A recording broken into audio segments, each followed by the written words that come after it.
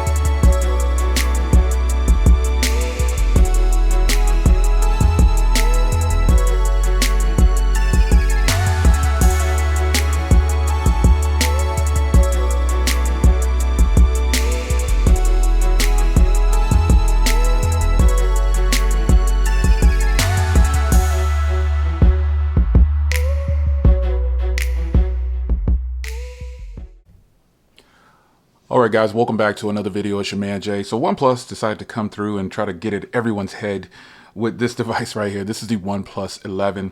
Now, the OnePlus 11, it's been in use here for about 5 days or so.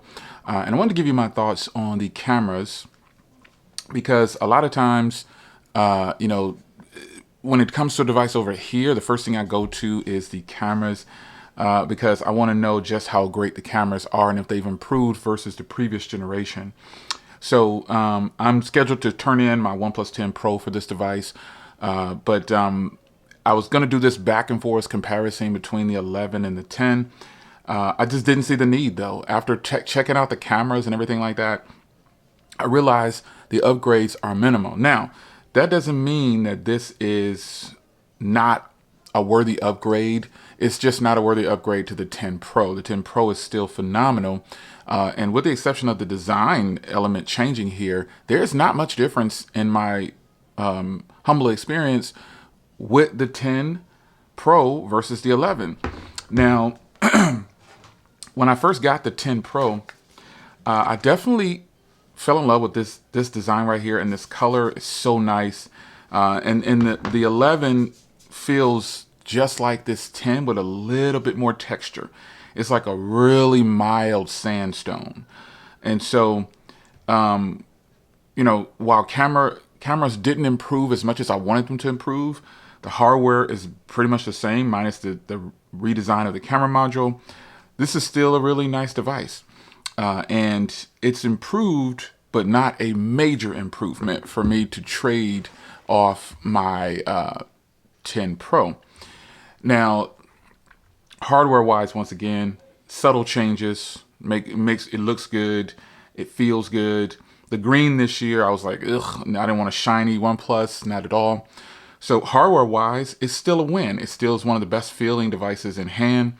Using this regularly is just easy, opposed to using the S23 Ultra, which is really boxy and just feels bigger. This device feels just as good as the S23 Plus here. These are right in line with each other.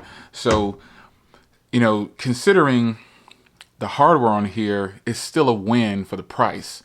OnePlus has done a phenomenal job with the hardware on here, and I just think that's where they're winning. Another thing, as I just mentioned, the price. This is such a good value. Even comparing it to, where's my Pixel 7 Pro? Even comparing it to the Pixel 7 Pro, this is where it beats the Pixel 7 Pro in value, like price-wise, but it doesn't compete as well with cameras. It's just as fast and just as speedy. It feels really good. It feels a little bit better in the hand than the Pixel. And I also like the design of this just a little bit better than the Pixel. But in the end, we pick and we choose what we want to use.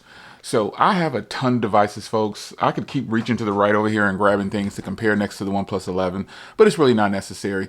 The OnePlus 11 comes in at such a staggering price. Even, folks, at $799, it is still a really good value. So you've got really good cameras, good value, wonderful hardware. Software, obviously, is questionable to some. Some people don't like Color OS. I personally don't. I'm not bothered by it at all. I think it's solid. I don't see why a person would dislike Color OS, but it's running smooth. No issues whatsoever. Beautiful screen. Speakers are really loud. It appears that that's a speaker on the top up there. Some people are pointing out that this is a speaker on the top. I thought it was coming out of the earpiece right there. But yeah, nonetheless, these are some loud speakers, folks. They actually rival the S23 Ultra's speakers. These speakers are loud, man. I mean, they genuinely rival this phone's speakers. And man, it's just killer. So you've got such a complete package here. You've got performance, the Snapdragon 8 Gen 2, absolutely phenomenal. There's not much to say bad about this device, and that's why I struggled trying to really pick on it. It's good. You got 80-watt charging. You got a charger in the box. The real competition for me with this phone isn't the S23, all these other phones, the iPhone 14 Plus, and all these other phones. It's not the 14 Pro and Pro Max. It's itself, because my concern is that I have the 10 Pro. I don't know that it's worth changing.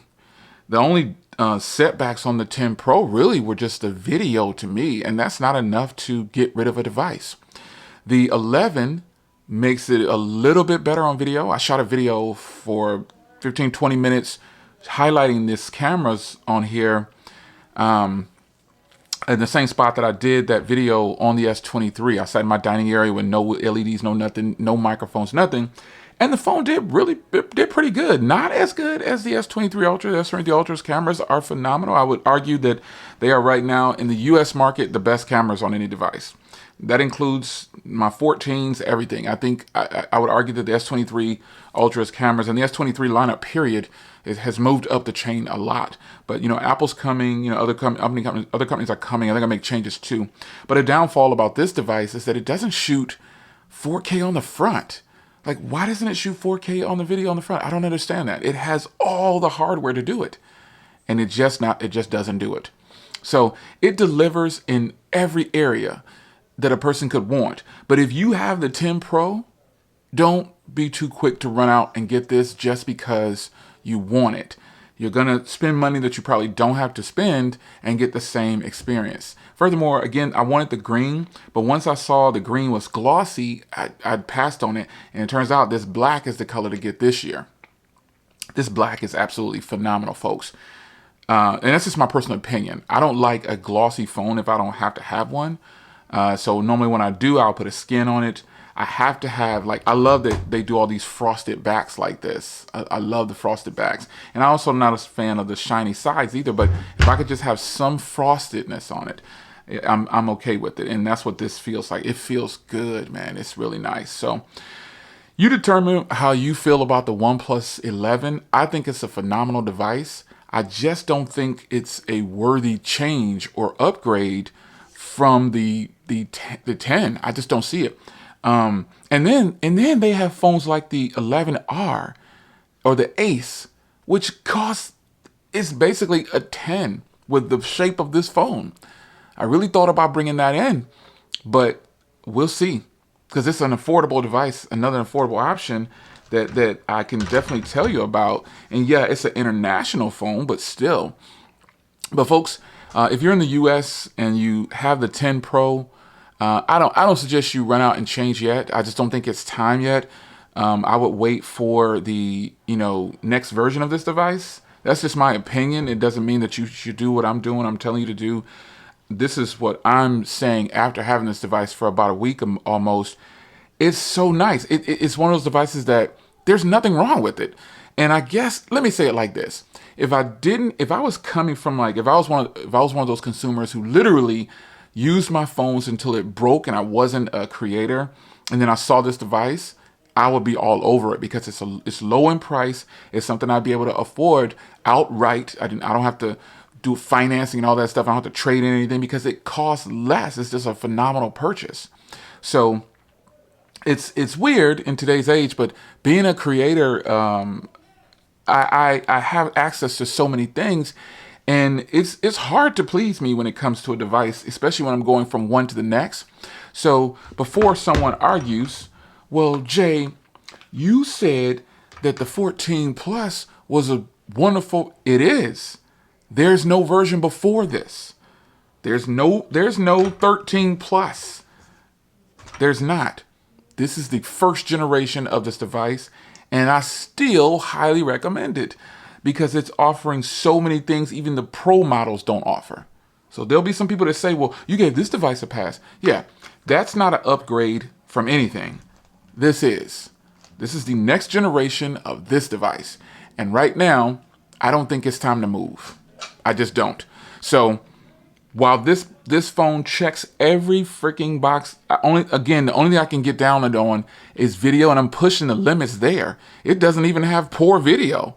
But when I tested these side by side, I said, man, because this phone got an upgrade. It got the update. So what do you do? So do I recommend this device? Absolutely. I recommend this device to pretty much anybody who doesn't have the 10 Pro. So I can see some people bought the 10 Pro and they did smart. That was a smart move because there's really no need to buy this device if you have the 10 Pro. Anyway, it's your man Jay. A week with this, it's really good. No complaints. No serious complaints, I should say. It doesn't record in 4K on the front cameras, which is a huge disappointment. For me, it is. So I like having a viewfinder when I'm recording vlogs sometimes.